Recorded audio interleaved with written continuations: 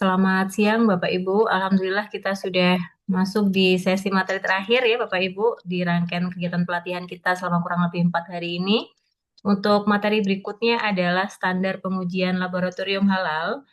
Materi ini akan disampaikan oleh narasumber Ibu Dr. Yuni Kilawati, SPI MSI.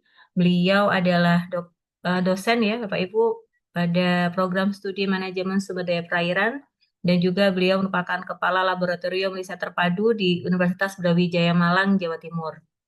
Eh, untuk informasi Bu Yuni, peserta auditor halal angkatan 36 ini terdiri dari 18 peserta dari beberapa LPH, dari LPH Nurul Ilman, kemudian LPH Padang, kemudian ada juga dari LPH Hidayatullah. Ada beberapa peserta juga dari akademisi dari UIN Syekh Wasil Kediri, kemudian ada Universitas Pertahanan RI dan juga peserta mandiri dan juga dari PT Sukovindo. Demikian informasi yang dapat kami sampaikan Bu Yuni. Untuk mempersingkat waktu, kami persilahkan Ibu untuk bisa memulai materinya. Monggo Ibu. Terima kasih moderator Bu Aulia. Selamat pagi, selamat siang ya menjelang siang Bapak Ibu, Ya. calon auditor, kemudian penyelenggara Halal Institut. Assalamualaikum warahmatullahi wabarakatuh. Waalaikumsalam. Seperti biasa saya diberikan amanah untuk menyampaikan terkait pengujian halal. Saya izin sharing Bapak Ibu sekalian.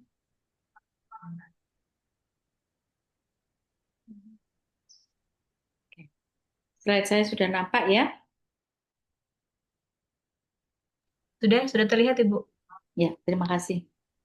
Baik, Bapak Ibu yang berbahagia, saya sangat senang sekali hari ini kita bertemu sepertinya pada sesi terakhir ya ini ya untuk pelatihan auditor halal seperti yang disampaikan tadi oleh moderator.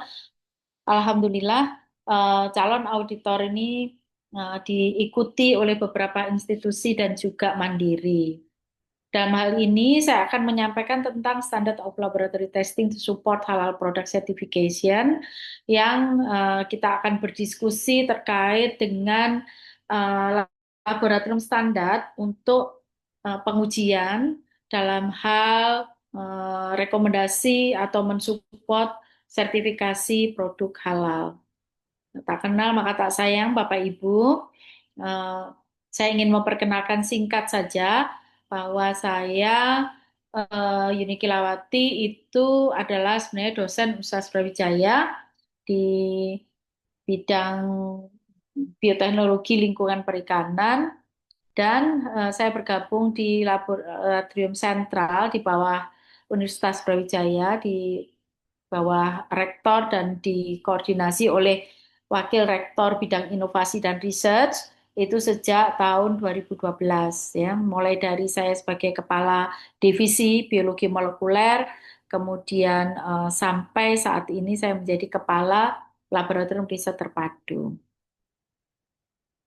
Saya mengingatkan diri saya sendiri, Bapak Ibu, apa yang kita upayakan, kita pelajari saat ini adalah merupakan amanah dari Allah. Salah satunya sesuai dengan Quran Surat Al-Baqarah 168, dan makanlah makanan yang halal dan toyib yang disiapkan di muka bumi, dan janganlah kamu mengikuti langkah setan, karena sesungguhnya setan adalah musuh kita yang sangat nyata. Jadi, Bapak Ibu, semuanya marilah kita niatkan untuk beribadah.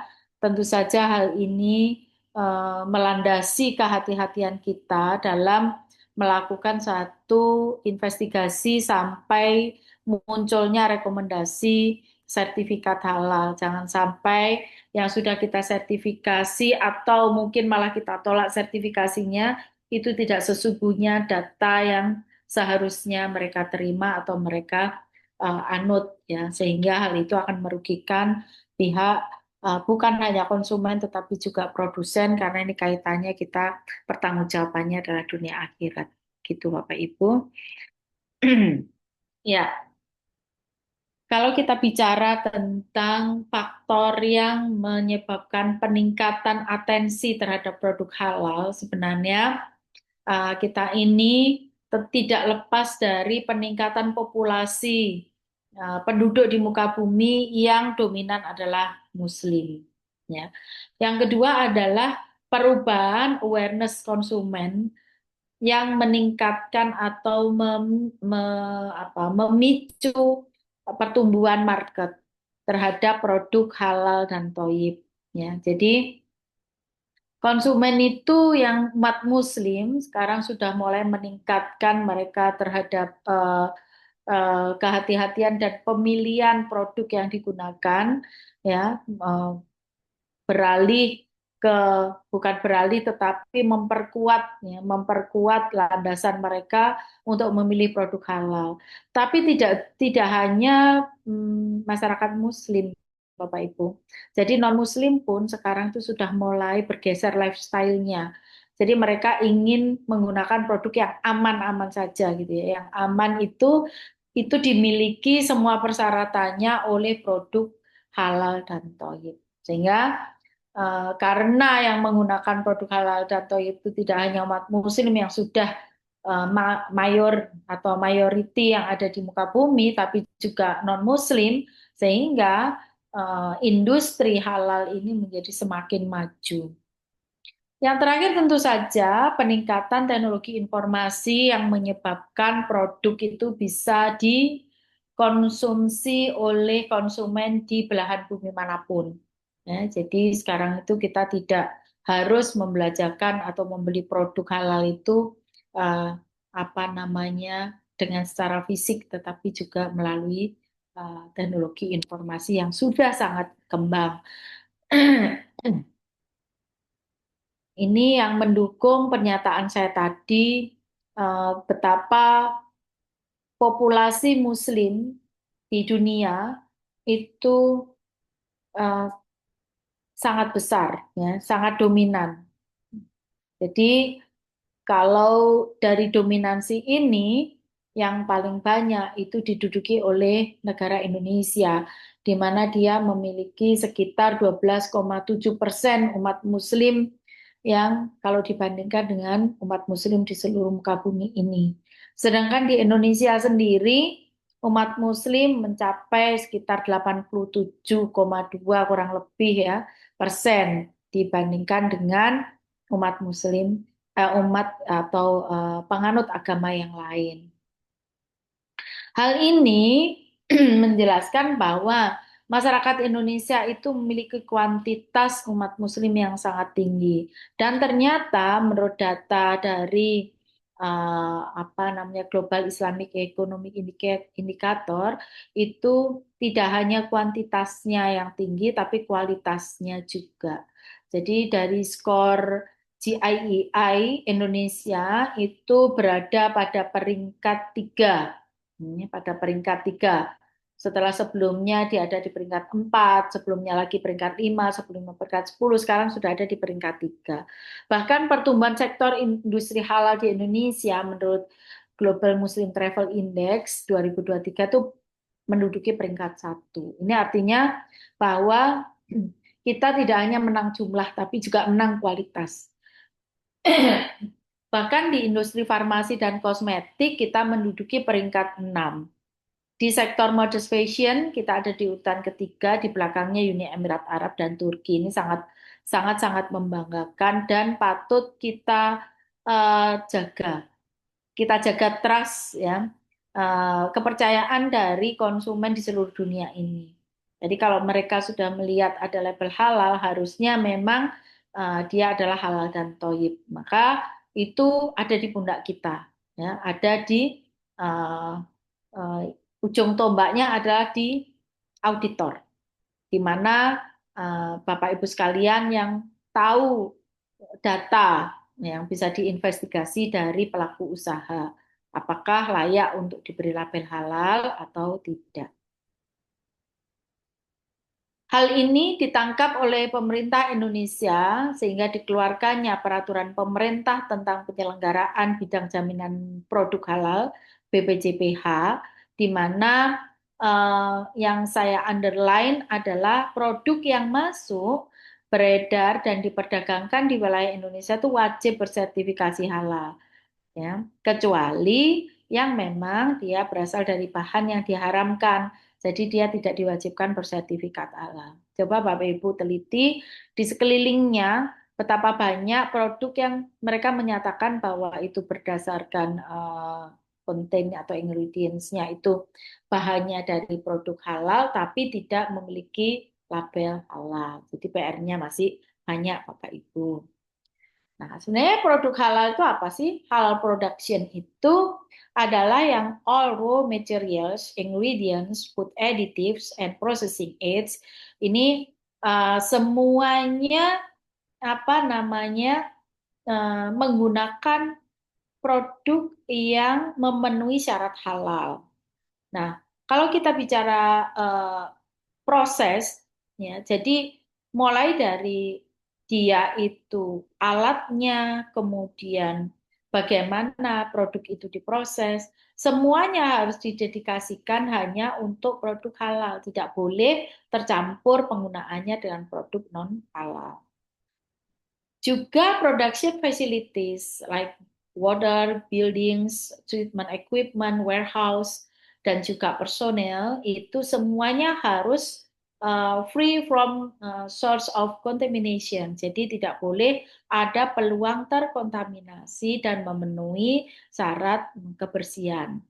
Sehingga kalau semuanya sudah dijamin, maka dipastikan tidak ada kemungkinan cross kontaminasi selama material handling, food processing, product storage, distribution and sales semuanya uh, terhindar dari kemungkinan terjadinya cross contamination.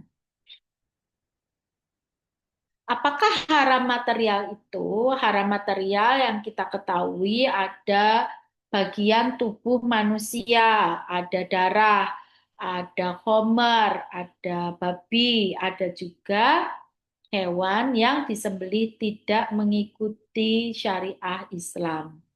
Nah, namun Bapak Ibu itu adalah material dari apa namanya intinya. Turunannya kita lihat banyak sekali. Misalnya contoh ya dari katakanlah dari bagian tubuh manusia. Misalnya diambil plasentanya, digunakan untuk antioksidan, bahan penyusun kosmetik, sebagai anti-aging dan lain sebagainya. Nah, konsentrat atau bahan aktif dari plasenta yang digunakan untuk penyusun tersebut tentu saja sudah susah sekali di tracking dengan kasat mata, Bapak Ibu. Maka bisanya dilakukan dengan pengujian. Demikian juga dengan darah misalnya. Dipakai untuk media fermentasi. Nah, tentu saja kita juga tidak mengetahui apakah produk tersebut difermentasi dengan apa, gitu ya. Juga untuk misalnya eh, hewan yang disembeli tidak dengan cara atau tidak mengikuti syariah Islam, ya. Misalnya, let's say bebek misalnya atau ayam. Kemudian kalau bebek misalnya diambil bisa bulunya, bisa sisteinnya sebagai flavor, seasoning, sebagai improvernya bread, roti ya. Itu tidak bisa diketahui lagi akhirnya apakah misalnya tadi duck feather dipakai untuk jaket misalnya atau kasur atau bantal gitu ya. Ternyata tidak disembeli dengan melalui mengikuti syariah Islam. Bagaimana men-trackingnya? Tentu saja kalau ini kita bisa ketahui dari dokumen penyembelihannya. Apakah dilakukan di rumah pempotok RPH yang berlabel halal atau tidak. Dan masih banyak lagi contoh yang bisa diambil ya Bapak Ibu. Kalau produk turunan itu agak susah untuk dideteksi. Misalnya kalau dia sudah dibuat sebagai enzim, misalnya ya, atau bisa diambil proteinnya, bisa diambil amino acidnya, bisa diambil gelatinnya misalnya. Nah itu kita tanpa tracking, kemudian pengujian melalui laboratorium, kalau dokumennya tidak lengkap, maka kita tidak bisa rekomendasi bahwa produk tersebut memenuhi syarat halal dan thayyib.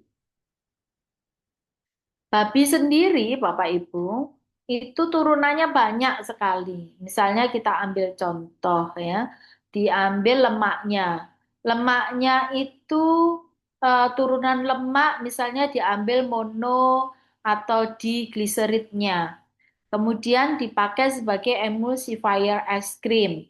Nah, di situ tidak diketahui kalau es krimnya halal, tapi ternyata emulsifiernya mengandung mono atau digliseridnya dari turunan lemak babi. Atau misalnya turunan lemak babi ini diambil gliserinnya, dipakai untuk bahan penyusun apa namanya pasta gigi atau krim. Nah, itu tentu saja susah untuk di tracing apakah dia ini mengandung produk halal atau tidak. Belum lagi kulitnya, misalnya kulitnya turunannya diambil gelatinnya. Gelatin dipakai untuk penyusun es krim, marshmallow, yogurt, kemudian soft candy, jelly, atau bahkan cangkangnya kapsul ya, kulitnya kapsul itu. Meskipun bahan dalamnya itu halal, tetapi bisa jadi kulit kapsulnya itu berasal dari gelatin yang diekstrak dari kulit babi. Atau mungkin kolagen. Kolagen bisa diambil sebagai bahan kosmetik atau diambil sebagai bahan sosis, casingnya sosis, ya. Misalnya casingnya sosis pakai sebagai untuk isinya, kemudian casingnya itu adalah intestinnya, intestin dari babi, misalnya begitu. Dan masih banyak lagi contoh-contoh produk turunan dari uh, bahan atau hewan yang non halal ini. Dunia melihat kemungkinan keberagaman aturan yang diterapkan di masing-masing negara dengan membentuk suatu World Halal Food Council. Ini adalah organisasi internasional yang menetapkan pedoman untuk pengujian halal. Tujuannya adalah untuk menyelaraskan praktik dan memfasilitasi perdagangan global produk halal. Nah, sehingga heterogenitas dari standar pengujian halal di masing-masing negara itu bisa dikoordinasikan, diselaraskan untuk memastikan konsistensi dalam sertifikasi. Nah, harmonisasi metode pengujian di seluruh wilayah ini juga mendorong pengakuan bersama atas sertifikasi halal, menumbuhkan kepercayaan dan memfasilitasi akses pasar, sehingga dapat distandarkan transparansi, kredibilitas, dan penerimaan pasar terhadap produk halal tersebut. Kalau ini sudah, maka pertumbuhan bisa didorong dan daya saing dalam industri halal menjadi meningkat. Di Indonesia juga dikeluarkan peraturan presiden. Kita lihat misalnya di pasal 26 Peraturan Presiden nomor 39 2021, pendirian LPH oleh pemerintah dan atau masyarakat itu harus memenuhi persyaratan. Satu, memiliki kantor sendiri dan perlengkapannya. Yang kedua, memiliki auditor halal paling sedikit 3 orang. Itu yang Bapak Ibu lakukan sekarang, sedang sertifikasi auditor halal ya. Kemudian yang berikutnya adalah memiliki laboratorium atau kesepakatan kerjasama dengan lembaga lain yang memiliki laboratorium. Jadi Bapak Ibu jelas bahwa LPH itu tidak harus punya laboratorium, tetapi minimal punya kerjasama dengan lembaga yang memiliki laboratorium atau laboratorium itu sendiri. Nah, kenapa penting ya? Kenapa penting pengujian laboratorium dalam sertifikasi halal? Karena pengujian laboratorium ini mendukung proses dengan menyediakan data objektif, terverifikasi tentang apa saja, tentang komposisi produk, kemurnian bahan baku, dan potensi kontaminasi bahan haram. Nah, dalam sistem jaminan produk halal (SJPH), laboratorium itu berperan sebagai verifikator independen, ya, verifikator independen terhadap keamanan dan kualitas produk. Penyedia data ilmiah untuk keputusan sertifikasi, penjamin transparansi dan akuntabilitas proses halal, dan juga pendukung pengakuan internasional melalui Mutual Recognition Agreement atau MRA.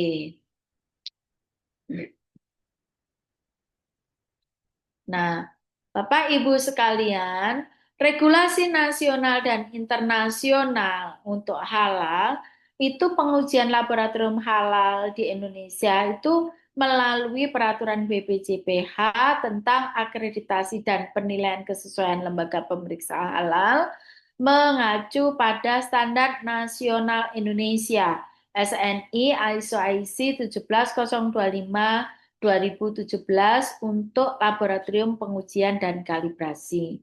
Nah, peraturan tentang sistem jaminan produk halal, standar internasional OIC SMIIC 35 untuk analisis produk halal.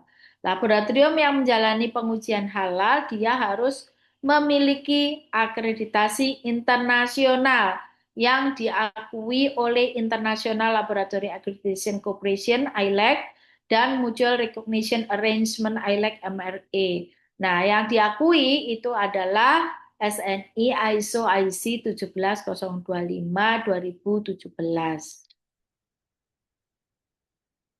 Standar quality atau quality standard for halal certification itu yang saya sampaikan tadi bahwa mengacu pada SNI ISO IC 17025 for testing laboratory. Sedangkan as a requirement of product certification bodies itu diatur dalam SNI ISO 17065. Sedangkan as an inspection organization atau LPH itu mengacu pada SNI ISO IC 17020. Sedangkan untuk self declare itu mengacu SNI ISO IC 17029. Ini merevisi Undang-Undang Nomor 33 Tahun 2014. Ini adalah fisiknya dari SNI ISO IC 17025 2017, dokumen SNI-nya seperti ini. Ini aslinya adalah berbahasa Inggris, Bapak Ibu, dengan judul General Requirements for Competence of Testing and Calibration Laboratories, kemudian diterjemahkan oleh BSN dalam bentuk dokumen SNI dengan judul Persyaratan Umum Kompetensi Laboratorium Pengujian dan Kalibrasi. Nah, sehingga tadi kita bahas mengapa laboratorium itu harus terstandar, karena tujuan utamanya standarisasi adalah untuk memastikan setiap orang itu pelaku di laboratorium itu mematuhi prosedur atau spesifikasi produk yang sama, ya. Oleh karena itu, laboratorium halal harus mengikuti prosedur sesuai dengan protokol standar menurut ISO 17025 dan harus dilakukan oleh personel yang kompeten. Personel yang kompeten itu yang seperti apa? Adalah dibuktikan dengan memiliki sertifikasi kompetensi, ya, yang berlaku maksimal setiap 2 tahun harus diperbaiki karena berlakunya hanya 2 tahun. Bagaimana bagi lembaga yang belum punya laboratorium?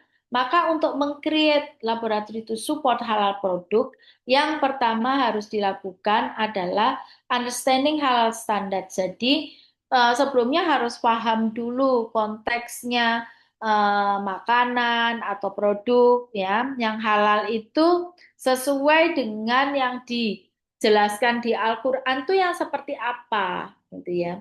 Misalnya tidak boleh mengandung makan makanan yang haram atau dilarang oleh hukum Islam, ya.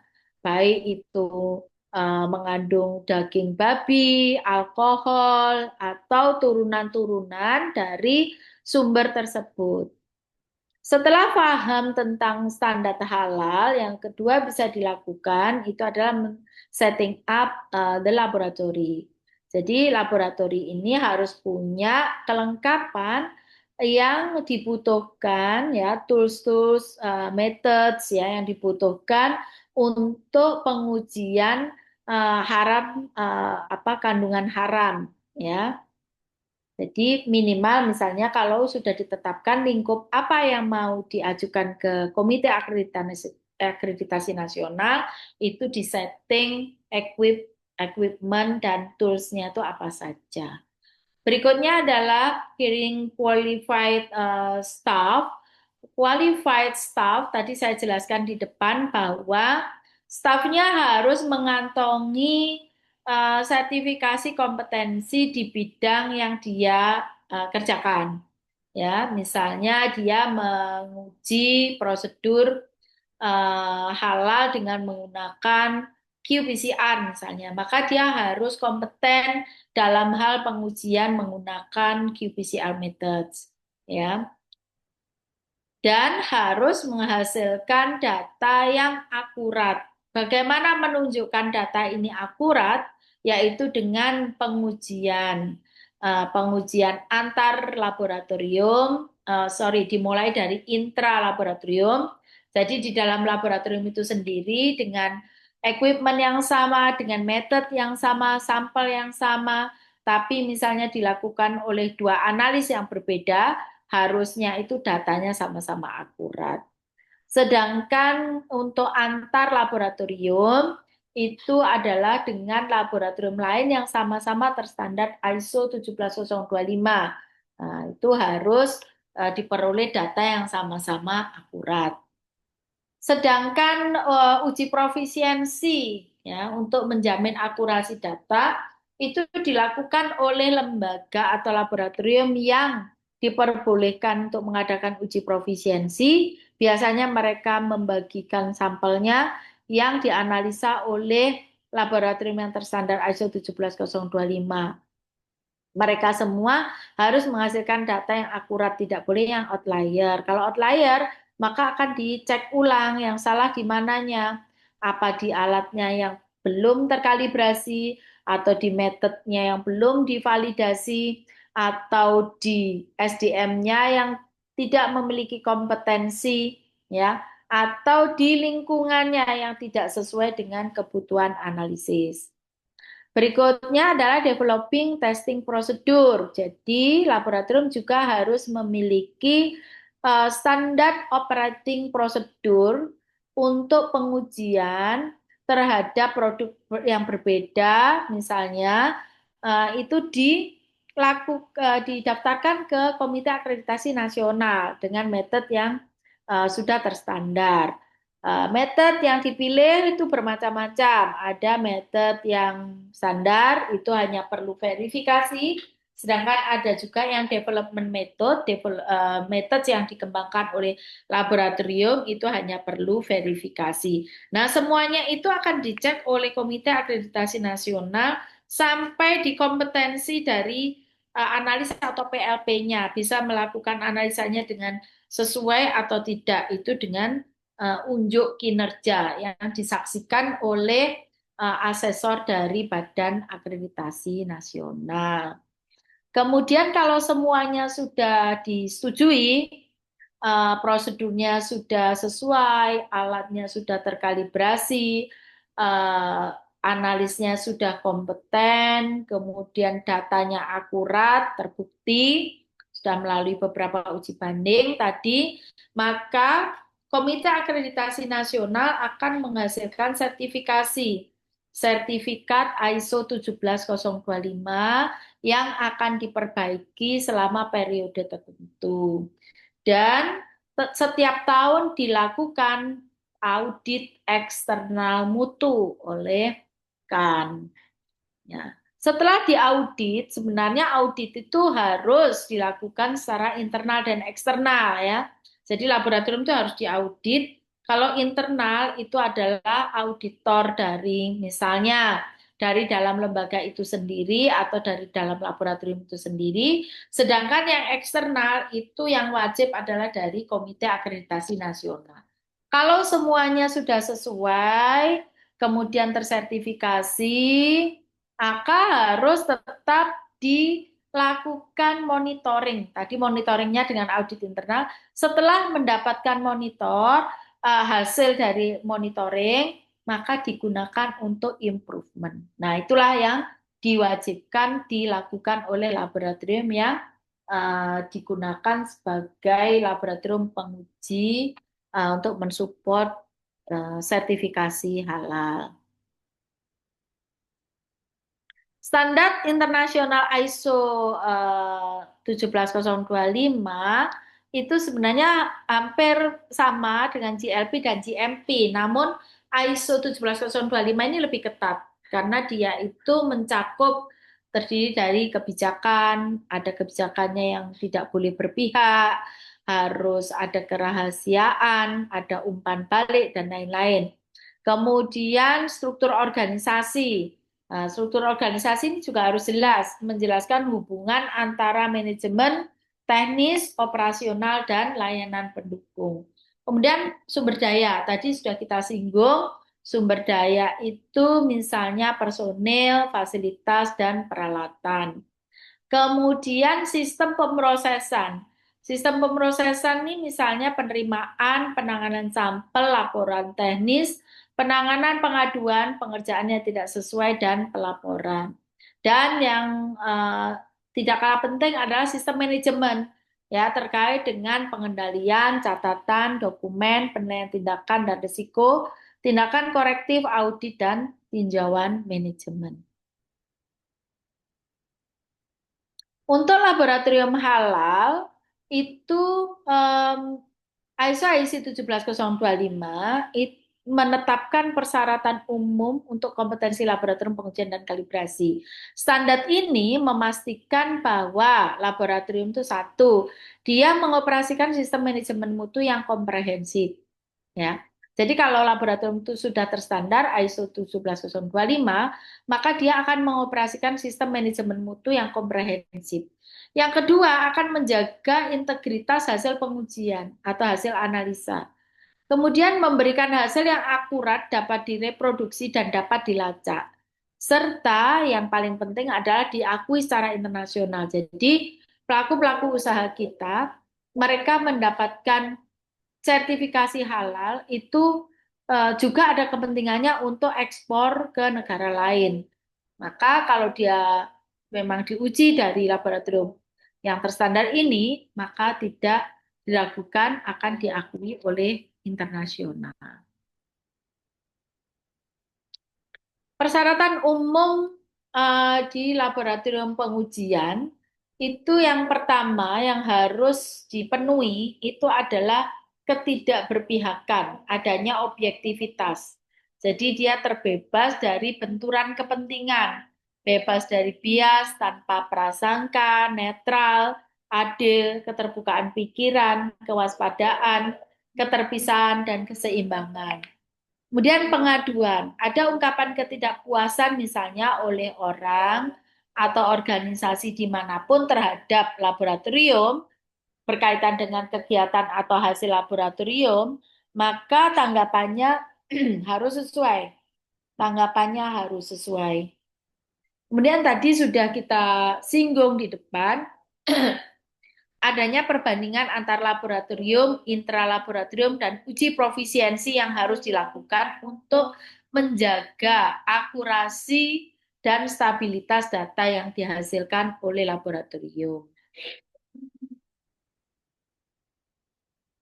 Kalau kita lihat secara singkat, bisnis proses laboratorium sesuai persyaratan ISO IC 17025, itu mulai sampel masuk sampai keluar sertifikat, itu ada aturannya. Jadi, ada klausul yang mengatur hal itu. Misalnya, mulai dari sampel masuk itu bagaimana mensampling dan lain-lain itu ada di klausul 7.3. Preparasinya seperti apa. Kemudian kalibrasi itu diatur di klausul 7.4. Sampai rilis sampel ya. Itu juga diatur di klausul 7. Technical record juga di klausul 7. Resources, manajemen juga ada di 7.10. Kemudian review uh, of request, misalnya ada permintaan apa namanya sanggahan atau apa namanya ketidakpuasan pelanggan misalnya itu juga diatur ya. Sampai general dan struktur requirement-nya itu juga ada di klausul 4 dan 5. Di organisasi dan manajemen diatur pada klausul 4 itu laboratorium harus memiliki satu struktur organisasi yang jelas dengan tanggung jawab dan kewenangan yang terdefinisi. Kemudian yang kedua, kebijakan dan prosedur tertulis untuk semua kegiatan laboratorium. Yang ketiga, sistem manajemen mutu yang terintegrasi, dokumentasi lengkap dan dapat diakses. Kelima, mekanisme kontrol perubahan yang efektif. Dan yang keenam, rencana darurat dan kontinuitas dari bisnis. Struktur organisasi minimal seperti ini, tapi istilahnya bisa tergantung pada masing-masing lembaga, karena ini berkait dengan penggajian. Ada manajer puncak atau pimpinan atau direktur atau kepala, silakan saja. Kemudian ada manajer teknis yang bertugas untuk quality control, ada manajer mutu, quality assurance, ya, ada manajer administrasi bagian finance, dan ada staff analisis. Staff analis ini kalau di kami ada PLP, ada analis, dan juga ada pelaksana teknis. Sumber daya ini kalau di ISO 17025 masuk di klausul 5, kita paling tidak laboratorium memiliki personil yang terdiri dari ada auditor dan analis laboratorium. Ini harus memiliki sertifikat kompetensi dan pengalaman yang diakui secara nasional BNSP. Ya, auditor dalam hal ini personil yang mendukung saja. Jadi kalau kita masukkan di sini adalah personil auditor halal, nanti tidak perlu harus mengetahui tentang analisa laboratoriumnya, tapi bisa bekerja sama dengan analis laboratorium. Kemudian fasilitas dan lingkungan, laboratorium harus memiliki lingkungan yang terkontrol untuk mencegah kontaminasi silang. Tadi di depan kan jangan sampai ada cross contamination, ya. Dengan ruang yang terpisah untuk sampel halal dan non halal. Ya. Kemudian peralatan dan kalibrasi, semua alat pengujian harus dikalibrasi secara berkala. Tergantung dari jenis alatnya Bapak Ibu. Di kami ada jadwal kalibrasi. Ada alat yang terkalibrasinya harus setahun sekali, ada yang 2 tahun sekali, ada yang 5 tahun sekali, ada yang selama beli hanya perlu kalibrasi sekali itu apa namanya golongan glassware ya. Kemudian siapa yang mau diperbolehkan mengkalibrasi? Yang diperbolehkan mengkalibrasi adalah laboratorium kalibrasi yang terakreditasi. Akreditasinya sama 17025. Siapa yang mengakreditasi sama juga kan dan BSN. Kan dengan BSN. Kemudian sistem metrologi, hasil pengujian dapat dilacak ke standar internasional dan standar acuan nasional. Proses itu masuk di klausul 6, laboratorium harus menerapkan prosedur pengambilan dan penanganan sampel sesuai standar OIC, SMI, IC 35, kemudian penyimpanan sampel dalam kondisi yang menjaga integritas, metode pengujian juga telah divalidasi, dokumentasi lengkap dari setiap pengujian, dan manajemen data dan sistem informasi dari laboratorium. Nah, kalau di kami itu sudah memiliki sistem informasi laboratorium yang terintegrasi. Di sana bisa kelihatan data pengguna, data bahan, alat, metode, dan lain sebagainya. Sistem manajemen masuk klausul 78 itu kebijakan mutu yang konsisten dengan standar halal, ya. Karena ini adalah pengujian halal, maka harus konsisten dengan standar halal. Dokumentasi yang terstruktur dan dapat dilacak, kontrol operasional yang ketat, evaluasi dan peningkatan berkelanjutan, audit internal dan tinjauan manajemen secara berkala. Biasanya di kami itu setahun sekali.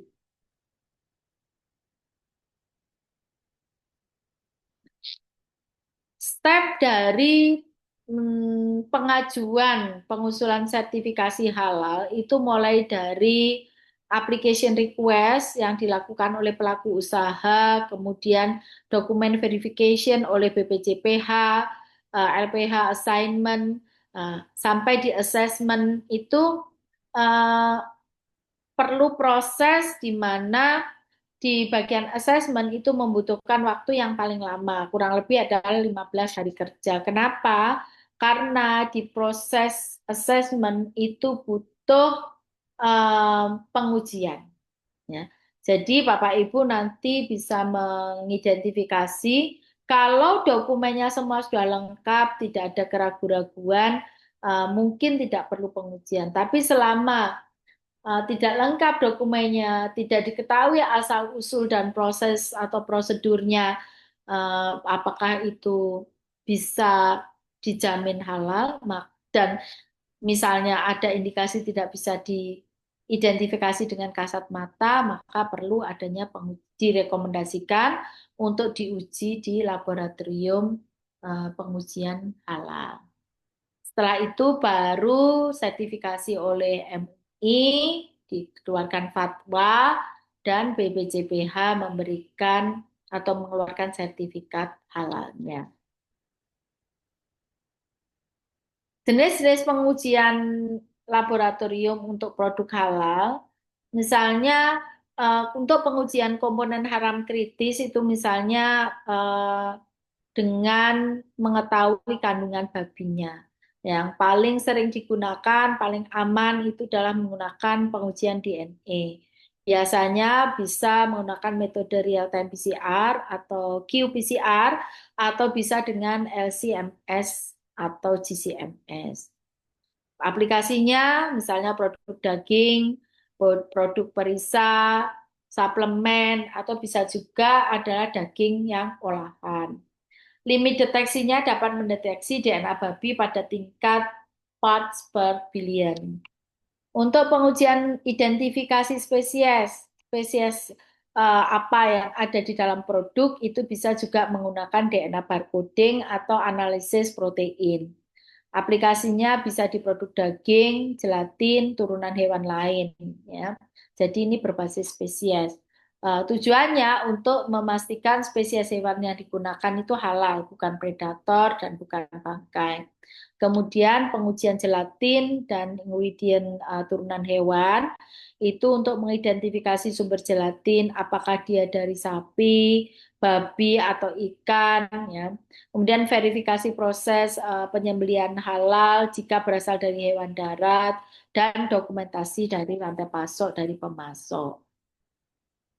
Pengujian keamanan dan kemurnian produk misalnya, pengujian kontaminan alergen, deteksi protein babi dalam produk, identifikasi alergen silang, dan verifikasi segregasi fasilitas produksi. Itu merupakan salah satu juga yang tidak kalah pentingnya. Kemudian yang kedua adalah pengujian keamanan pangan atau food safety. Ini misalnya untuk analisis mikrobiologi, untuk mengetahui patogen dan bakteri, mendeteksi misalnya logam berat dan kontaminan kimia, analisis residu pestisida, ujian cemaran biologis dan lain sebagainya. Pengujian khusus berdasarkan produk, misalnya kosmetik, kosmetik apa namanya air permeability test, misalnya dia tembus air atau tidak, analisis kandungan sintetis versus alami, farmasi, komposisi bahan baku, identifikasi, pengujian stabilitas, minuman misalnya alkohol, atau verifikasi bahan tambahan yang kuantitinya itu bisa melampaui limit dari halal. misalnya etanol. Kemudian identifikasi cemaran. Berikut adalah contoh-contoh tipe makanan, sampel makanan, dan kenapa kok perlu diautentikasi. Misalnya, sampel daging. Itu perlu diautentikasi karena apakah dia ini mengandung daging dari yang diharamkan, misalnya babi gitu ya. Kita mengujinya bisa menggunakan DNA, misalnya berbasis DNA dengan metode menggunakan PCR. Untuk daging olahan itu kadang-kadang juga ditambahi daging babi. Karena faktor ekonomi dan lain sebagainya alasan-alasannya. Bisa diuji menggunakan GC-MSHS atau FTIR spektroskopi untuk mengetahui tadi ya komposisi dagingnya. Kemudian komposisi penyusun sosis dan baksonya. Kemudian misalnya gelatin, ini produk-produk seperti permen, marshmallow, uh, pharmaceutical capsules, itu gelatinnya yang dipakai untuk membuat produk tersebut itu berasal dari turunan kulit apa? Apa kulit babi kah, atau sapi, atau kambing, dan lain sebagainya. Nah, ini perlu diuji juga berbasis DNA gelatinnya dengan menggunakan PCR. Kemudian confectionery products seperti permen, marshmallow, pastilles, gummy, itu juga mengandung gelatin ya. Gelatinnya itu bisa jadi salah satunya adalah dari porcine. Maka itu juga bisa diuji dengan menggunakan polymerase chain reaction atau PCR. Minuman bagaimana? Minuman juga begitu Bapak Ibu. Kadang-kadang kita menemukan minuman jus buah. Tetapi kalau kita melihat jus buahnya halal ya. Tapi pada pembuatannya kadangkala ditambahkan etanol sedikit untuk meningkatkan cita rasa. Nah, sedikitnya itu seberapa? Itu perlu diuji. Misalnya dengan menggunakan portable electric nose, e-nose, untuk mengetahui berapa besar prosentase etanol yang ada dalam minuman tersebut. Nah, yang diperbolehkan tidak boleh lebih dari 0,5% volume per volume. Eh, Misalnya juga untuk produk seasoning, misalnya kecap, atau produk yang lain. Pada proses fermentasi itu berbagai macam variasi alkohol diproduksi, sehingga kita tidak tahu apakah dia masih memenuhi tadi ya limitnya atau tidak. Itu bisa juga diuji dengan menggunakan mass spectrometry with electric nose. Jadi MS yang dikombin dengan eNose. Yang berikutnya adalah genetically modified food atau organisme yang dipakai sebagai bahan penyusun food ya. GM food misalnya adalah soybean yang banyak itu ya, kedelai. Pada beberapa kelompok, bukan hanya Muslim Bapak Ibu, ada beberapa kelompok Muslim dan penganut agama yang lain itu tidak menyukai atau tidak memperbolehkan penggunaan GM food karena alasan kemudorotan. Nah, jadi sebenarnya memang kalau di muka bumi ini semuanya adalah genetically modified, itu ya tentu saja keseimbangan populasi, ekosistem di muka bumi ini akan terganggu. Ya, mungkin untuk mengurangi itu, maka mereka sebenarnya kalau ada makanan lain yang bukan berasal dari GM food, maka lebih baik yang lain. Untuk mengujinya, kita bisa melihatnya dengan menggunakan polymerase chain reaction methods. Kalau tadi kita diskusi tentang makanan dan minuman, bagaimana dengan tekstil and clothes? Ya, jadi pakaian atau garment yang kita pakai ya, itu juga ada syarat-syaratnya, Bapak Ibu, untuk memberikan label halal itu harus memenuhi persyaratan, ya. atau memenuhi syariah yang eh, di apa namanya disyaratkan, yaitu misalnya tidak boleh mengandung kulit, rambut atau bulu atau bagian tubuh dari hewan yang haram atau yang halal tapi tidak disembelih dengan cara syariah Islam. Ya. Yang kedua, tidak boleh juga diberikan label halal ketika garment tersebut itu kalau dipakai itu menyerupai kelompok Yahudi dan Nasrani, ya, itu tidak diperbolehkan. Kemudian kosmetik. Kosmetik ini sama sebenarnya syaratnya tidak boleh dari turunan em, babi, hewan yang tidak disembelih dengan cara Islam, darah, bagian tubuh manusia, eh, hewan predator, reptil, inseks dan lain sebagainya. Dan tadi juga tidak diperbolehkan dari hewan yang disembelih tidak dengan syariah Islam. Dan tentu saja selama preparasi, proses, manufacture, storage, transportation, sampai ke tangan konsumen itu harus dipastikan tidak terjadi cross kontaminasi. Kemudian pada prosesnya ya pabriknya itu harus memenuhi persyaratan misalnya GMP, HACCP dan lain sebagainya supaya sanitarinya terjaga. Nah, di luar itu semua halal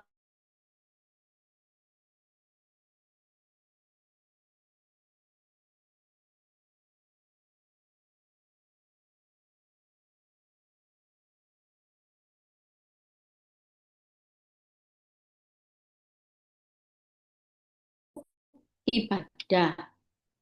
Ya. Yang mengganggu ibadah itu misalnya apa? Misalnya adalah ketika dipakai, kemudian dipakai berwudu, tidak tertembus air, misalnya. Ya. Entah itu kutek atau mungkin make up yang ditempelkan ke muka, itu banyak juga yang waterproof itu sekarang. Alasannya biar nggak longsor, dipakai seharian nggak hilang, tapi pada kenyataannya tidak tembus air. Ya. Challenge-nya adalah banyak sekali kandungan kosmetik ini yang susah untuk diketahui. Dia tuh mengandung misalnya gelatin, lecithin, gliserol, fatty acid, kolagen. Tapi apakah itu semua adalah turunan dari hewan haram atau halal? Nah, tentu saja kita perlu pengujian lebih lanjut agar tahu bahwa dia itu dari turunan apa. Juga beberapa warna itu juga berasal dari seks. Ya. Kemudian juga prosesnya misalnya bahannya tadi dari hewan yang tidak disembelih dengan cara Islam. Ini beberapa kategori bahan kosmetik yang eh, eh, mengandung bahan yang tidak halal, misalnya restricted chemical, misalnya ada klorokarbon, kloroform, dan lain sebagainya. Turunan dari insek ada karmin dan lain sebagainya. Turunan dari human ada air ketuban, ya, growth factor, placenta, sama juga dengan porsen seperti itu juga. Nah, sehingga bisa dianalisa kalau dia mengandung azelaic acid itu bisa dianalisa menggunakan metode analytical teknik HPLC, High Performance Liquid Chromatography misalnya, atau kolagen bisa dengan liquid chromatography dan mass spektroskopi. Ya, etanol bisa menggunakan liquid scintillation counting dan lain sebagainya. Masih banyak lagi metode yang bisa digunakan. Nah, ini contohnya ya, mulai dari di electric methods, Revelpi, kemudian GC-MSHS, sampai sekarang ini sudah menggunakan artificial intelligence. Kita ambil contoh analisis menggunakan FTIR spektroskopi untuk sampel makanan. Misalnya yang mengandung lemak hewani. Produk apa? Misalnya produk coklat, kue, biskuit, ya. Supaya kita tahu bahwa lemak hewaninya itu berasal dari non halal atau tidak. Non halal itu misalnya lemak babi, itu bisa dideteksi menggunakan FTIR, ya. Menggunakan FTIR itu bisa untuk mendeteksi dengan batas sampai 3 sampai 5%. Ya. Akan dilihat nanti spektranya, di mana serapannya. Kalau misalnya pita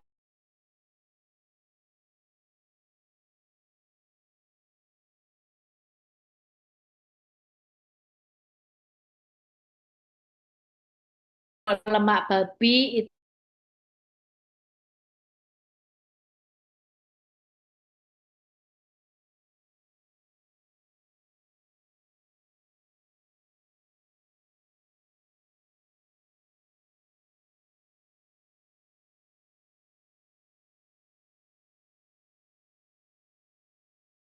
itu bisa digunakan untuk menguji misalnya porcine, lard, pork, melamin yang ada dalam produk-produk, baik itu produk misalnya meatball atau liquid milk dan lain sebagainya.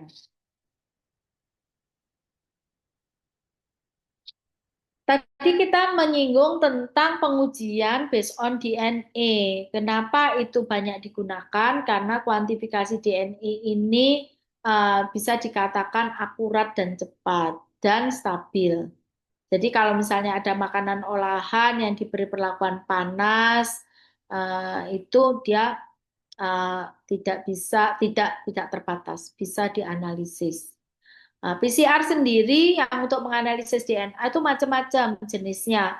Ada konvensional PCR, single plex or multiplex. Ada juga yang random amplified polymorphic DNA, RAPD, atau restriction fragment length polymorphism, RFLP. Kemudian juga ada yang banyak digunakan dan dicanangkan oleh BPCPH untuk menguji DNA babi itu real time PCR atau qPCR. Kemudian ada loop mediated isothermal amplification LAMP.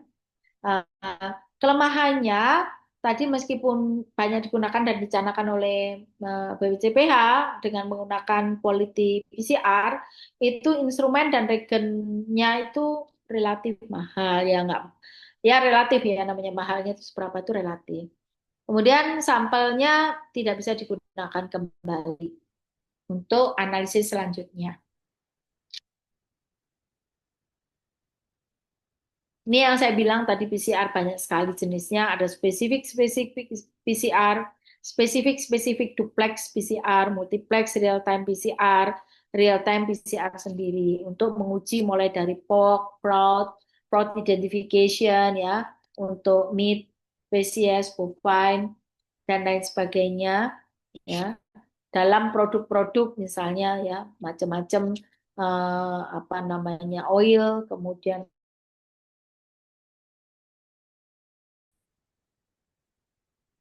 analisis yang berikutnya menggunakan psychochemical methods di elektrik. Teknik di elektrik ini eh, menggunakan radiasi elektromagnetik, itu bisa digunakan untuk membedakan daging halal dari non halal, serta misalnya alkohol ya dari minuman dengan cara mengukur interaksi komponen dalam makanan menggunakan energi elektromagnetik. Nah, sifat dielektrik ini dilaporkan bisa membedakan daging, babi, ayam, sapi dengan rentang frekuensi 0,5 sampai 50 GHz. Metode ini juga dinilai cepat, sederhana, biayanya rendah, akurasi diskriminasi dagingnya sekitar 95% dan LOD konsentrasi alkoholnya bisa 0,5% dalam campuran air. Sehingga ini sesuai tadi kan alkohol yang diperbolehkan itu kan tidak lebih dari 0,5%. Nah, dengan alat ini bisa dipakai untuk menguji kandungan alkohol di dalam campuran airnya.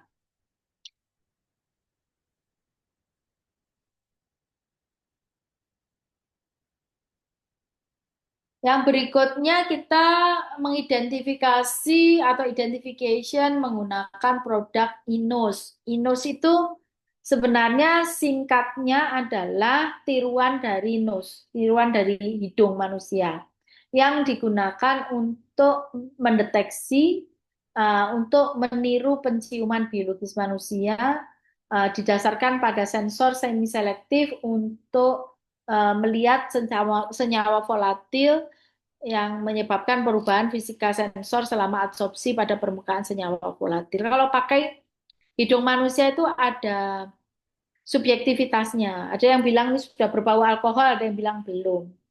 Padahal source-nya sama. Maka dilakukan standarisasi menggunakan ENUS ini. Kelebihannya ENUS itu biayanya relatif rendah untuk biaya analisa, prosesnya cepat dan akurat, dan sampelnya cuma butuh sedikit aja. Ramah lingkungan, proses preparasi sampelnya juga sederhana. Nah, kemampuannya ini akan signifikan kalau ENUS itu diintegrasikan dengan MS. Makanya di depan tadi kita ada MS NUS gitu. Atau misalnya dengan GCMS, GCMS NUS. Atau dengan PCA, Principal Component Analysis, jadi ENUS PCA misalnya. Yang fungsinya untuk mendeteksi atau mengidentifikasi keberadaan daging babi di dalam campuran daging yang lain. Jadi untuk otentikasi ini dan verifikasi makanan halal. Ini contoh dari GC yang digunakan. GC detektornya sekarang itu sudah banyak sekali di improve ya dengan menggunakan GC MSHS, GC TOF MS, GC MS, GCFID, GC GC TOF MS, HS GCMS, HS GCFID, dan seterusnya. Kalau di kami adanya adalah GCMS dan GCFID di kami.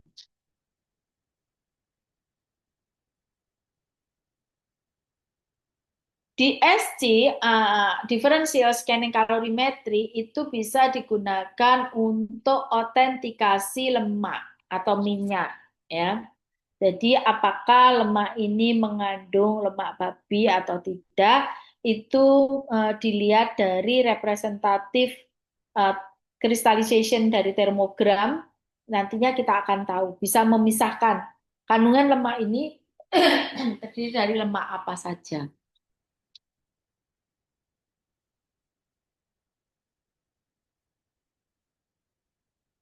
Deteksi dengan menggunakan DSC ini banyak sekali yang sudah dilakukan risetnya, misalnya untuk minyak sayur, misalnya ya, dan lain sebagainya. Apakah dia ada kandungan eh, lemak yang lain atau tidak?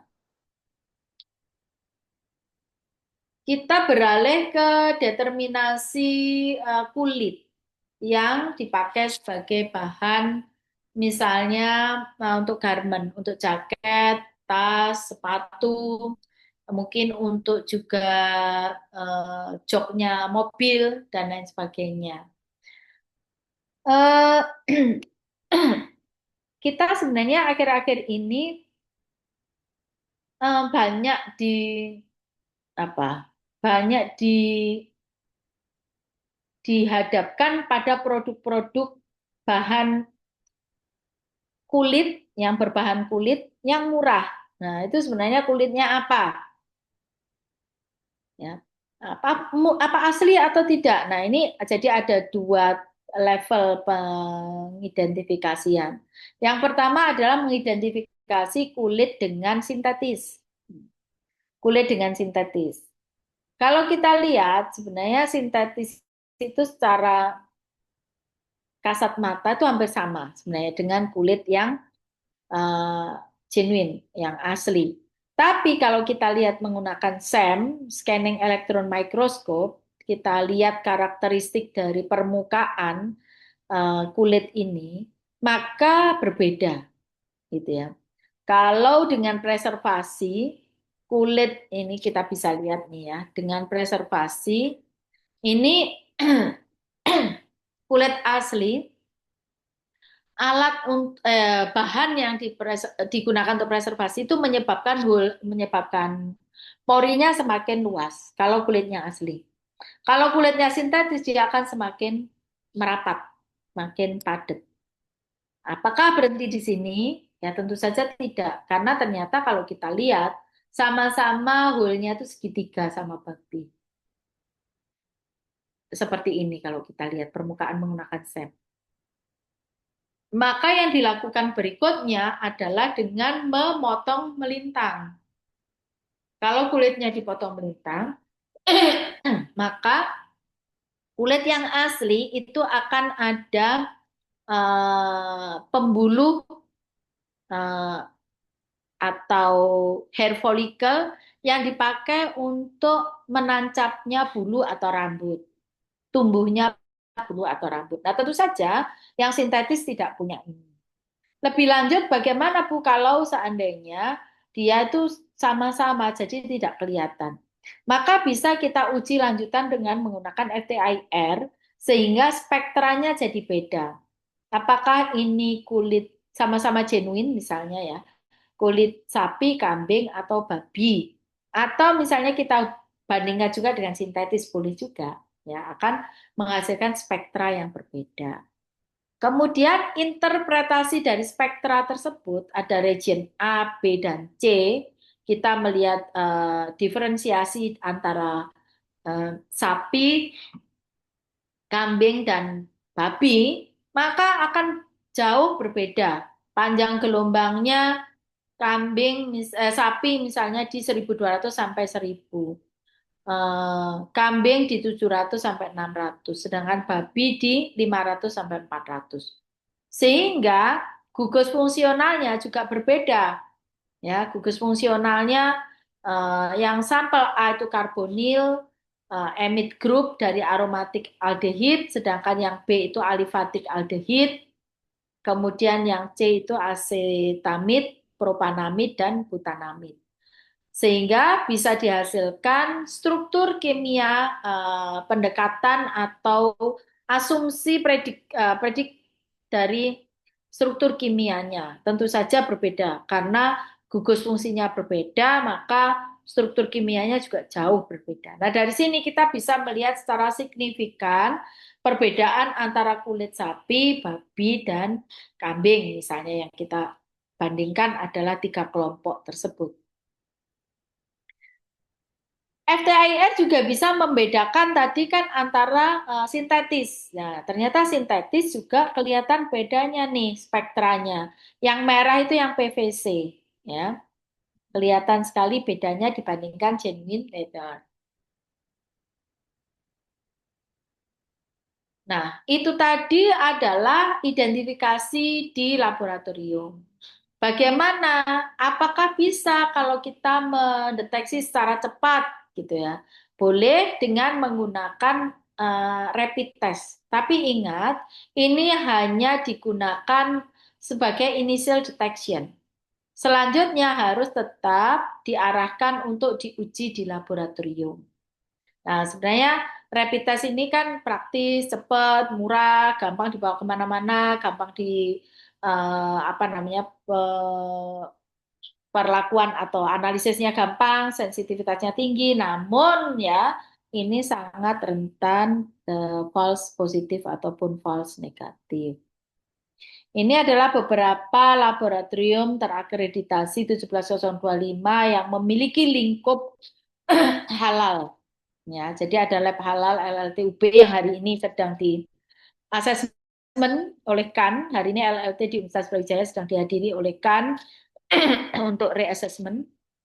Kemudian laboratorium LPP POM MUI, BPJPH, Equitras Lab, Saraswanti, kemudian dari laboratorium pengujian di Sunan Gunung Jati Bandung, Tangerang City, BPIA, kemudian juga Skovindo dan lain-lain, mungkin berkembang ini on off-nya berkembang terus ya.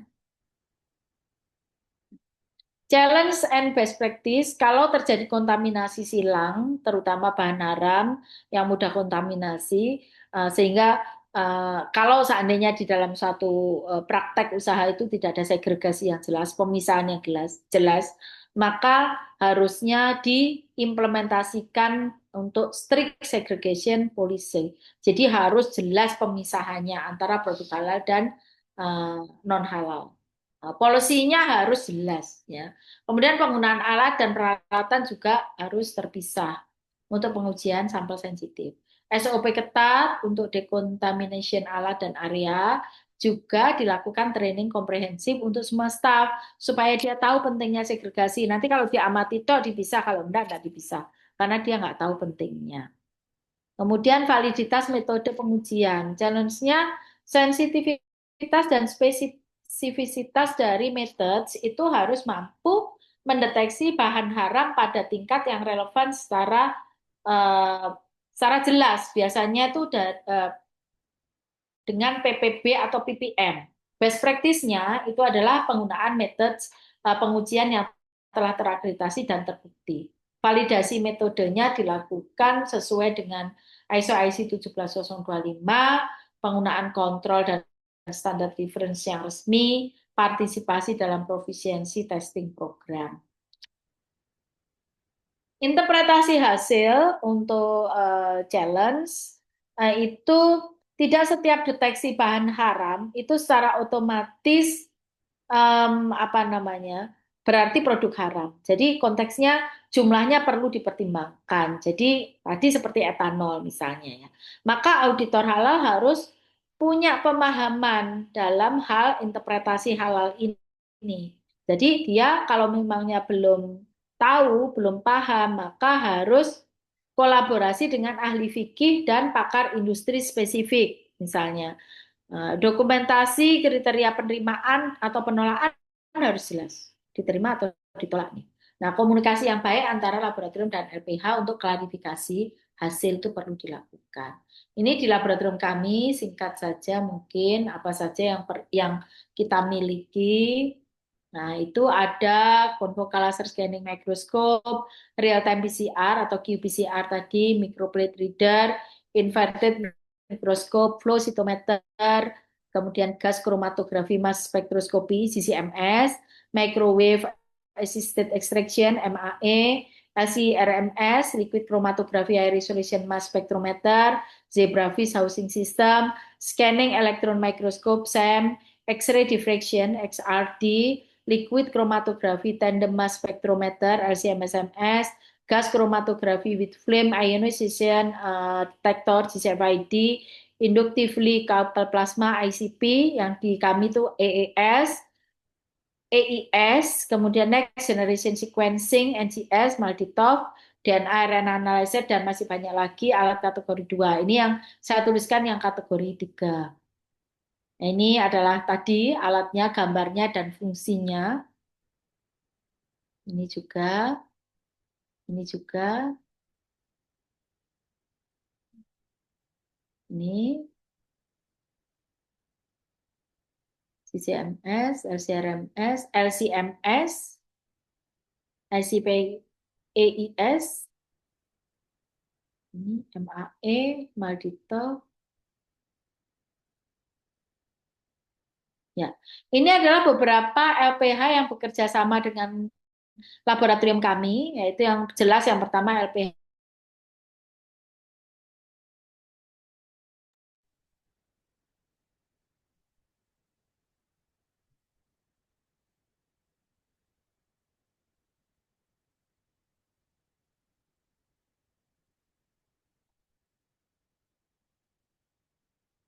Izin Bu Yuni,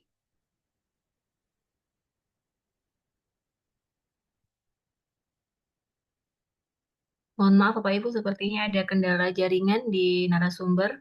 Mohon berkenan menunggu sebentar.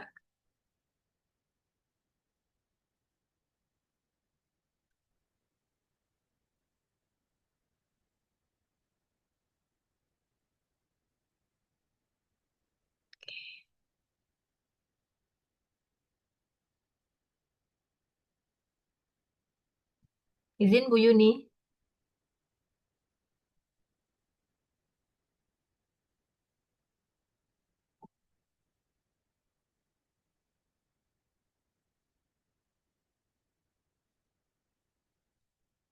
Sebentar. Mohon izin Bapak Ibu, mungkin ada kendala jaringan di Bu Yuni. Kita tunggu sebentar.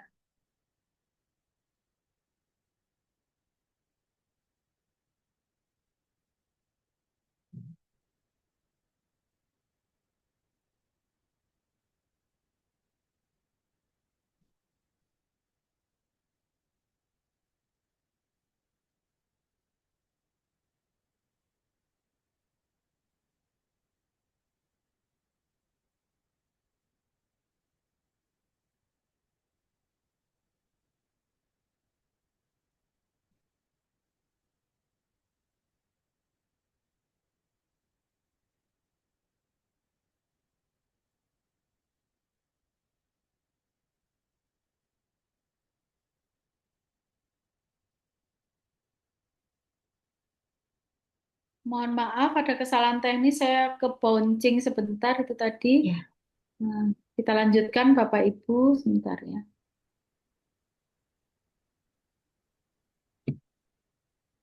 Sudah bisa masuk lagi ya, slide saya ya. sudah Ibu. Baik. Nah, ini sudah di ujung sebenarnya diskusi kita. Jadi ini beberapa LPH yang bekerja sama dengan laboratorium kami, seperti yang disampaikan oleh peraturan pemerintah tadi bahwa LPH tidak wajib punya laboratorium, tapi paling tidak kalau tidak punya laboratorium itu wajib memiliki kerjasama dengan laboratorium.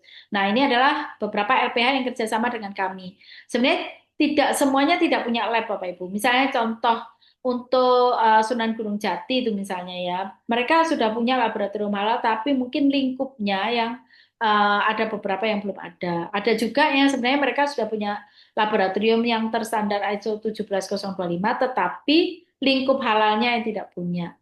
Sehingga ini adalah list dari kolaborasi kami kerjasama dengan beberapa LPH. Ada sekitar 13 LPH. Universitas Brawijaya, Baru Mafiron, Nurul Munawiri, Trunojoyo University, Sidogiri, UIN Ibrahim Malang, PWNU Isjava, Islamic University, kemudian Unisba dan seterusnya sampai UPN Veteran. Baik, ini memang sudah terakhir Bapak Ibu. Kembali lagi saya mengingatkan diri saya sendiri bahwa apa yang kita lakukan hari ini adalah kita sedang mengemban amanah Allah untuk melaksanakan perintahnya, salah satunya yang termaktub dalam Al-Maidah 88, dan makan-makanlah yang disiapkan oleh Allah yang halal dan thayyib, dan takutlah kepada Allah yang kau yakini. Itu Bapak Ibu, mungkin bisa kita lanjutkan. Ini adalah reference saya, kita lanjutkan dengan diskusi. Kalau Bapak Ibu nanti misalnya kurang waktunya untuk diskusi, silakan menghubungi saya atau officially email di laboratorium kami. Ini adalah nomor dan juga email saya dan emailnya laboratorium. Silahkan nanti kalau mau berkomunikasi. Saya harap sih ada lanjutan komunikasi dan silaturahmi. Saya kembalikan kepada moderator. Terima kasih. Baik, terima kasih Bu Yuni atas pemaparan materinya. Bapak Ibu, kita masih ada waktu 30 menit untuk melanjutkan sesi tanya jawab ya dan diskusi. Dipersilakan sudah ada dua peserta yang ingin berdiskusi langsung Bu Yuni. Yang pertama ada Pak Dwi Subagio. Silahkan Bapak. Baik, Bu Yuni. Assalamualaikum warahmatullahi wabarakatuh.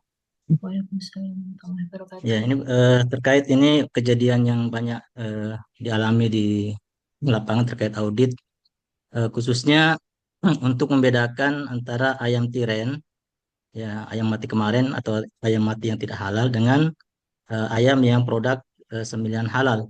Nah, apakah ini bisa diuji eh, pakai lab, ya, uji lab misalnya dengan kandungan darah atau dengan kandungan mikrobiologi atau bagaimana, Bu? Ya, khusus untuk membedakan apakah ini ayam mati karena apa namanya sembelihan atau mati karena sebab lain. Ya, artinya sebab lain itu ya dipotong atau bangkai gitu ya digabung di produk itu. Demikian Bu. Assalamualaikum warahmatullahi wabarakatuh.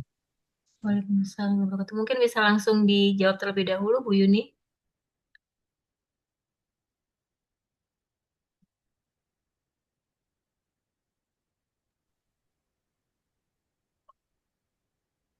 Masih Mohon izin tertutup Ibu kan, masih Bu? di mute, Bu.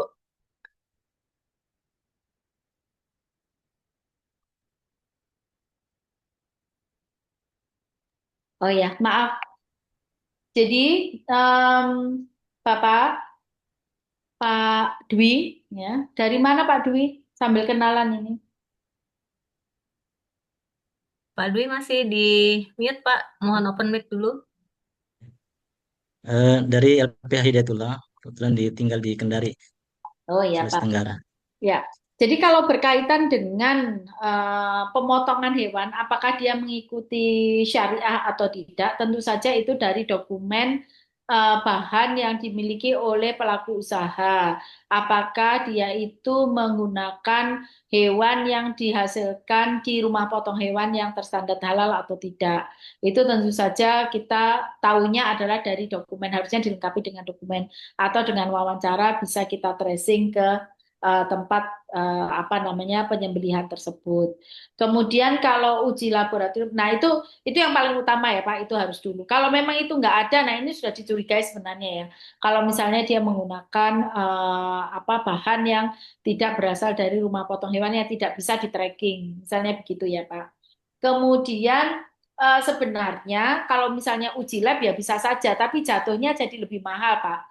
Harusnya kan itu untuk mengetahui apakah dia, kalau dia sudah disembelih dengan cara Islam, pasti tidak mungkin bangkai, kan begitu ya. Tetapi kalau misalnya ternyata misalnya ya pelaku usahanya tidak punya dokumen itu, maka eh, kalau saya menyarankan mengujinya kayak RPH, dia disembelih di mana.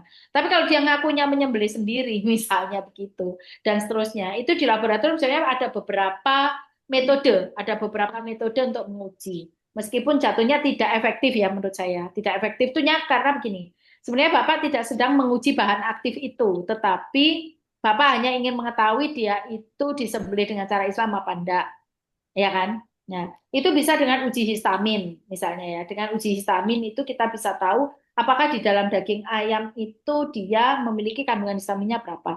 Itu ada standar untuk yang dia itu sebenarnya bangkai atau dia fresh. Itu ada. Kemudian misalnya uji enzim ya. Dia juga memiliki enzim.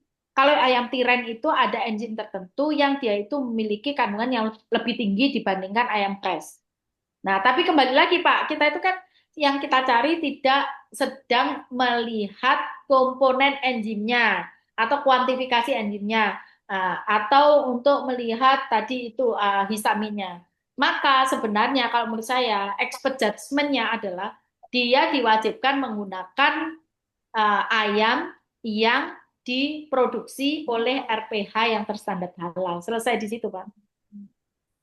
Menurut saya begitu, Pak Dwi. Ye. Iya, Bu. Kasih. Baik, terima kasih. Sudah cukup jelas Pak Dwi. Iya, ya, Bu, sudah cukup. Oke, terima kasih. Saya lanjut. Ada Pak Irwan Nugraha yang sudah bertanya. Silakan Bapak. Baik, terima kasih. Perkenalkan Bu, saya Irwan Nugraha dari UIN. Ini mau menanyakan tentang metode pengujian tadi. Tadi kan yang pertama itu kristalisasi minyak itu kan bisa menggunakan DSC, differential scanning calorimetry. Terus yang pertanyaan saya itu, apakah itu bisa diganti dengan analisis terma yang lain, misalkan contohnya misalkan dengan TGDTA ataupun yang lainnya. Itu pertanyaan pertama. Kemudian yang kedua, tadi kan pori-pori dari kulit itu kan bisa diuji dengan PCM. Artinya kan ini kan morfologi dari permukaan pori itu. Nah, pertanyaannya itu apakah ada atau sudah atau bisa itu diuji dengan misalkan dengan mikroskop elektron yang lain, misalkan TEM itu untuk mengetahui juga ketebalan dari kulitnya misalkan, gitu. Sekaligus juga ukuran porinya. Nah, kemudian terkait dengan pori-pori ini, apakah itu ada standar untuk pori kulit babi misalkan, itu berapa diameternya itu berapa per sentimeter persegi atau bagaimana itu. Sehingga kalau misalkan diketahui standarnya itu, apakah bisa diuji juga dengan karakterisasi dengan instrumen untuk pori yang lain. Misalkan gas sorption analyzer atau tidak gitu. Mungkin itu Bu pertanyaannya. Terima kasih.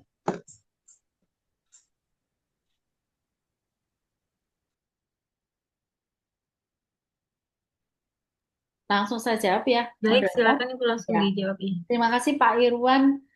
Meskipun saya agak nggak begitu jelas Pak, di kami sinyalnya Bapak agak sedikit Oh iya. kurang Memang clear. suaranya Tapi pelan sekali, mungkin Oh bisa iya iya iya. atau diulang tapi kembali tapi mungkin. tapi Ulang mungkin ya Bu. apakah benar tadi yang pertama itu ditanya tentang pengujian kristalisasi minyak menggunakan DSC, apakah bisa Iya diganti gitu ya? Itu yang iya iya. pertama. Saya jawab dulu Pak.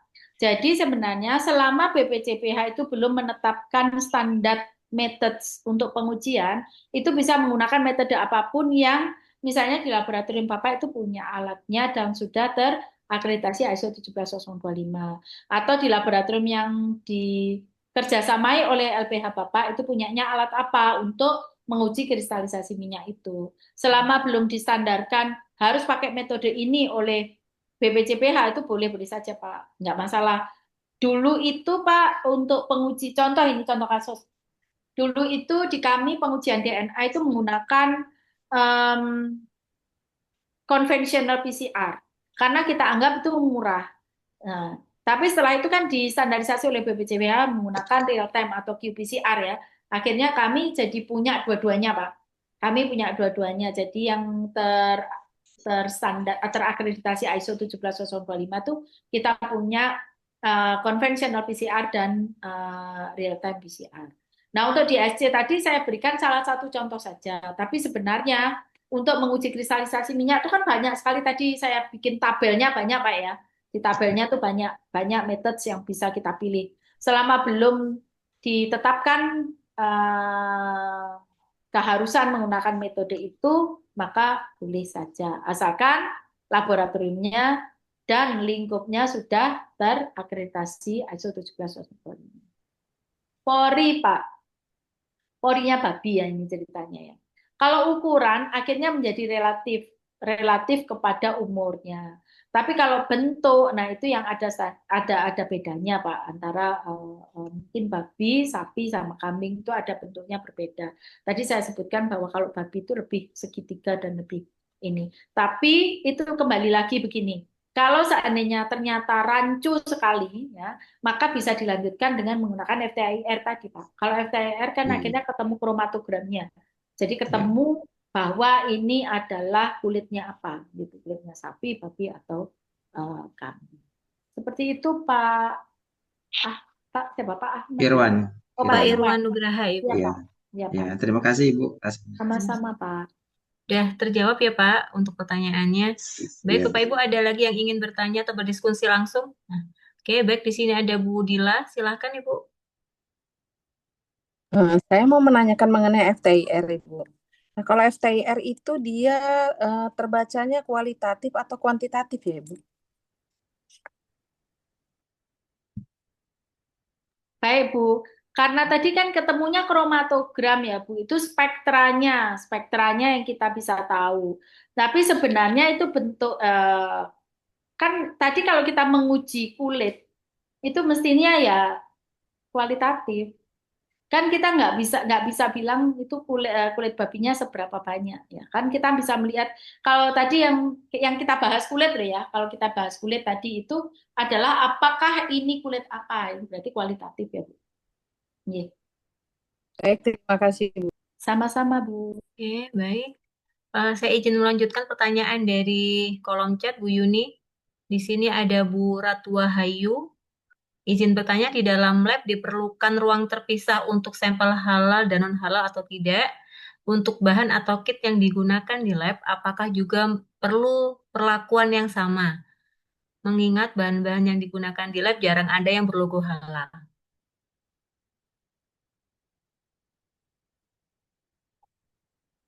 Oke.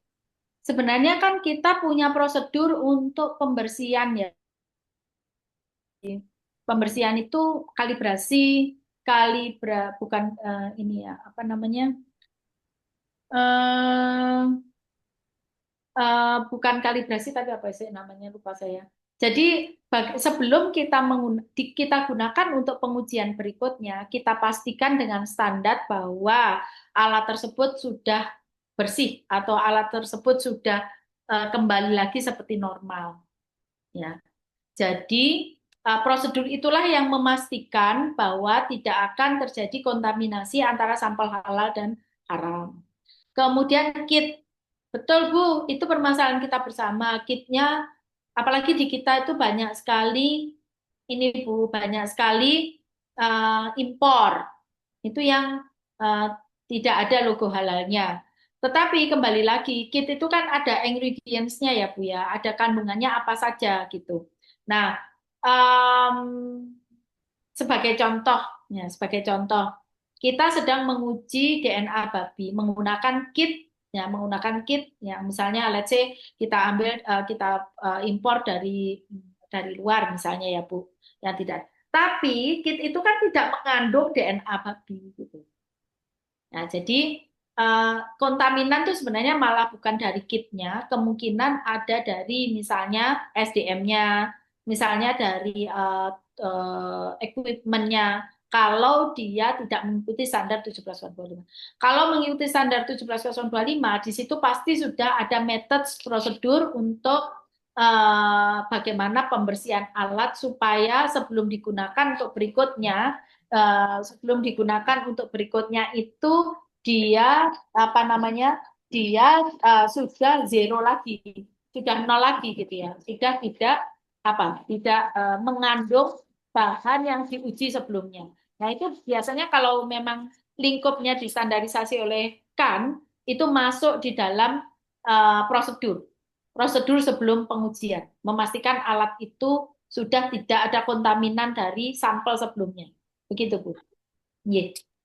Kemudian izin Bu, tadi ada pertanyaan dari Bu Ratu yang belum terjawab. Apakah diperlukan ruang terpisah untuk sampel halal dan non halalnya? Selama ini kami tidak ada ruang terpisah. Yang ada adalah metode tadi, metode untuk memastikan bahwa pengujian berikutnya itu tidak akan terjadi dekontaminasi dengan sampel berikutnya. Nah itu di metode itu yang diverifikasi oleh KAN. Di metode dan SOP-nya begitu ya Bu ya. Tapi Ya. kalau ruangannya tidak ada pemisahan begitu. Tidak. Malah justru kemarin yang oleh KAN disuruh misah itu misalnya adalah ruang untuk preparasi DNA RNA dengan protein gitu. Misalnya itu. Oke, baik. Baik, terima kasih. Saya lanjutkan di sini. Apakah sudah cukup terjawab, Bu Ratu Wahayu? Monitor? Sudah Sudah. terjawab. Terima kasih, Oke. Bu. Sama-sama baik. Selanjutnya ada Ibu Rini Dwi. Izin bertanya, Bu, jika auditor merekomendasikan uji laboratorium, apakah pelaku usaha boleh memilih laboratorium sendiri selama memenuhi kriteria atau wajib menggunakan lab rujukan LPH? Dan semisal jika boleh, bagaimana menjaga prinsip ketidakberpihakan jika pengujian dibiayai oleh pelaku usaha? Ya, terima kasih. Jadi akhirnya moderator membacakan karena saya tadi bouncing itu saya hilang, maaf ya. Jadi di note saya hilang semua pertanyaannya. Oke, Ibu, apakah pelaku usaha boleh memilih lab? Boleh. Memilih lab boleh. Syaratnya satu, ya, labnya independen. Tidak boleh lab itu yang punya potensi konflik of interest. Misalnya labnya saudaranya, atau bahkan labnya pelaku usaha itu sendiri. Itu akan berpotensi adanya konflik of interest tadi, sehingga tidak terjaga ketidakberpihakan. Gitu. Nah, kalau itu semua sudah terpenuhi nggak ada masalah, ya, gitu Bu. Baik, sudah sangat jelas ya Bu Rini. Saya lanjutkan ada Bu Fatihah Nur Rahma. Izin bertanya informasi apa saja di dalam laporan laboratorium yang wajib dipahami oleh auditor? Dan siapa yang menentukan jenis uji yang relevan untuk bahan yang perlu diuji? Apakah auditor ataukah dari pihak lab? Saja yang perlu diketahui, yang paling utama, auditor harus tahu lab itu sudah terakreditasi ISO 17025 atau belum. Kalau sudah, lingkupnya apa saja? Apakah yang mau diujikan itu termasuk lingkup yang terakreditasi atau tidak? Kalau sudah, itu yang lain sudah, itu urusannya kan. Pasti sudah dijamin oleh kan bahwa dia laboratorium tersebut kompeten. Kemudian siapa yang menetapkan ini mau diuji apanya ya? Apa diuji dengan DNA-nya kah? Apa diuji dengan tadi misalnya loh ya, misalnya apakah langsung dengan proteinnya atau lain-lain. Nah, kan tidak semua auditor itu paham tentang analisa laboratorium dan tidak harus paham memang, tidak harus. Maka tadi ada penjelasan di slide keberapa saya itu bahwa perlunya koordinasi antara auditor dengan analis di laboratorium atau mungkin ya bolehlah PLP atau kepala laboratorium. Nah, saya ada kasus seperti ini yang dicurigai sampelnya seperti ini, sebaiknya yang saya uji apanya gitu. Itu boleh seperti itu. Oke. Malah itu lebih disarankan karena ya itu tadi kembali lagi bahwa yang paling tahu ini nanti yang akurat untuk mencapai target yang ditetapkan untuk mengetahui kontaminan apa itu adalah laboratorium saya rasa. Dari penentuan metode pengujiannya dari pihak laboratorium begitu ya, Bu? Kecuali sudah dipersyaratkan oleh BPJPH. Oke. Nah, Baik, terima kasih. Sudah sangat jelas Bu Fatihah ya. Ada yang ingin melanjutkan pertanyaan? Sudah cukup jelas, Bu Fatihah? Sudah cukup jelas, Bu. Terima kasih. Baik. Selanjutnya ada Pak Rizky Arabiansah. Untuk ini menanyakan terkait kisaran biaya, Bu. Kisaran biaya tes laboratorium berapa dan menggunakan metode apa? Oke. Untuk tes DNA, maaf. Untuk kisaran biaya tes DNA. kisaran biaya kalau untuk DNA menggunakan qPCR mungkin satu sampel saya agak lupa ya. Nanti saya tanyakan lagi ke front office. Mungkin sekitar 300-350 ya kalau nggak salah ya. Nanti saya tanyakan Pak. Nanti bisa WA saya Pak. Ya, saya nggak hafal price list-nya saking banyaknya analisa ya Pak. Mungkin bisa berkontak langsung, mungkin Langsung ya Bu ya aja. Pak Rizky kalau Ya, ada pertanyaan terkait dengan ya, price list ini biaya tes uji lab, monggo silahkan berkontak langsung dengan Bu Yuni. ya. Oke, Takut saya. ada lagi yang ingin bertanya langsung Bu, mohon izin ada Pak Supriyono, Ya boleh. silakan Bapak.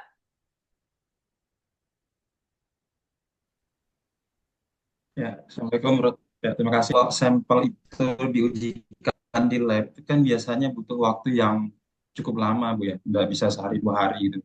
Bahkan rata kalau biasanya kalau saya punya sampel itu punya mahasiswa yang kami nggak bisa uji sendiri, saya kirim ke IPB itu rata-rata itu 15 hari kerja. 15 kerja itu kan bisa jadi kurang lebih 1 bulan. Nah, kalau misalnya kita ngaudit kemudian pengujiannya butuh waktu lama itu berarti kan hasil audit ini bisa bisa lama atau bagaimana tuh Bu?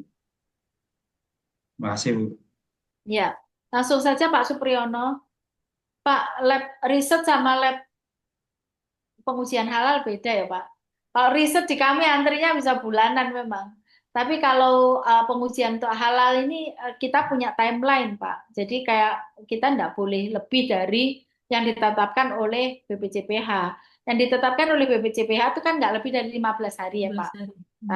Jadi di kami itu misalnya yang paling lama itu DNA misalnya ya Pak. DNA itu tidak boleh lebih dari 9 hari. Nah, itu ada timelinenya Pak. Ya. Oke, makasih Bu. Yeah. Mungkin timelinenya sudah Bu, tertuang biasanya dalam kesepakatan tapi dengan LPH apakah begitu ya Bu? Maaf, Bu, lanjut. biasanya kalau di pengujian itu bukan audit ini biasanya kalau kita minta waktu cepat begitu dia minta ekstra Bu, bayarannya ekstra 2 kali lipat biasanya.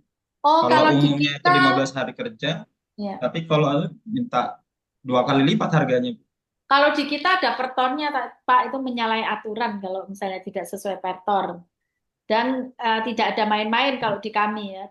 Kami ada pertornya, rekeningnya juga rekening resmi universitas, tidak ada kalau seperti itu dikhawatirkan itu ada desakan finansial. Jadi yang bayar banyak didulukan. Itu di kami tidak boleh. Seperti itu tidak boleh. Jadi semuanya sudah ada price list-nya, ada peraturan resminya. waktu pengerjaannya juga ada. Kalau mereka melebihi waktu pengerjaan juga kena penalti, gitu ya. Nah, jadi aturan-aturan seperti itu Nah, juga dicek oleh kan, harusnya laboratorium yang terstandar ISO 1725 kalau melakukan praktek itu harusnya sudah disemprit sama kan sih sebenarnya. Mm-mm. oke. Ya. Terima kasih Bu. Nggih. Seharusnya sudah tertuang pada kesepakatan, Bu ya. Kalau misalkan Ya, LPH bermitra dengan lab gitu kan, ya. terkait dengan price list, terkait dengan timeline, seharusnya sudah ada kesepakatan, Pak Supriyono. Betul, betul. Dan begini, kalau yang disampaikan Pak Supriyono itu terjadi, itu kita bahagia sekali. Berarti sampel untuk pengujian halal banyak. Itu kan harapan kita sebenarnya. In real, nggak seperti itu kan. In real kan nggak banyak apa Sekarang ya, Bu. iya pengujian halal itu yang diarahkan Dilakukan. untuk diuji di lab. Iya. Kalau itu sampai terjadi senang kita. Senang tuh dalam arti bahwa sudah mulai awareness terhadap pengujian laboratorium terhadap sesuatu yang subhat itu tadi tidak bisa diketahui dengan kasat mata itu sudah tinggi berarti gitu. Kalau sekarang ini kan karena desakan pelaku usaha mereka nggak mau bayar itu saja sudah menggugurkan niat untuk menguji. Nah, jadi yang terjadi Pak Supriyono di laboratorium pengujian halal itu tidak banyak analisa. Oke, baik. Mungkin ada lagi Bapak Ibu yang ingin berdiskusi langsung dengan Bu Yuni terkait pengujian laboratorium halal, atau sudah cukup jelas? Oke, ada lagi Bapak Ibu? Oke, baik. Jika tidak ada yang ingin berdiskusi lagi, Bapak Ibu, demikian Bu Yuni. Terima kasih untuk penyampaian materinya. Alhamdulillah, kita semua sudah mendapatkan pemahaman nih Bapak Ibu terkait dengan apa saja metode pengujian laboratorium. Kemudian untuk menutup sesi materi kali ini, mohon berkenan Ibu untuk memberikan closing statement. Baik, terima kasih Bu Aulia. Bapak Ibu sekalian, semoga apa yang kita diskusikan hari ini itu membawa kemanfaatan.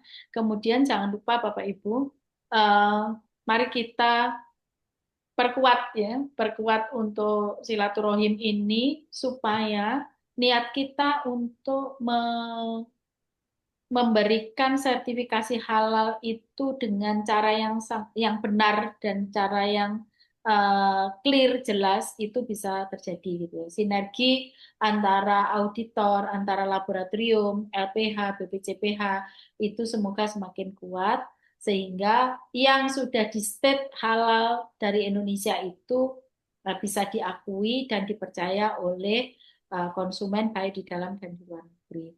Terima kasih, mohon maaf atas segala kekurangan. Kalau kekurangan itu berasalnya dari saya, segala macam manfaat itu hanya dari Allah. Terima kasih, mohon maaf. Assalamualaikum warahmatullahi wabarakatuh. Waalaikumsalam.